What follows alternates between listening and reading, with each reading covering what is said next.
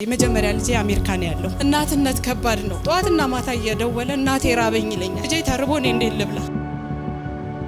ሲርበኝ ረሃቤን ላለመስማት እተኛለሁ ይለኛል። ተማሪ ነበር፣ ትምህርቱን ጨርሷል። ትምህርቱን ጨርሶ አፕላይ ያደረገ ስራ ወረቀት ልክ እሱ እንዳረገ ትራምፕ መጣ። ሰው እየፈለኩኝ እልካለሁ።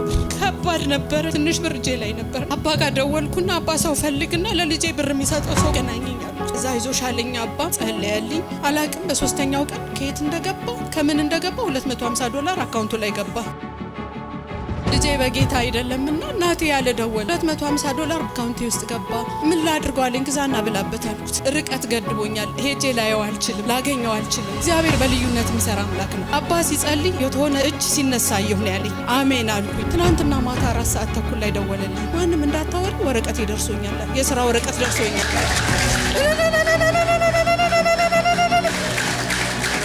ደውለው ዛሬ ቤቴ ድረስ ይዘው መጡ። ወረቀቱን አለ። አባቴ ይቅርታ አድርግልኝ፣ እግዚአብሔር ይባርክ፣ ዘመንህ ይባረክ። እሷ ማታውቀው እኔ ጌታን አስቀብየዋለሁ ማለት ነው።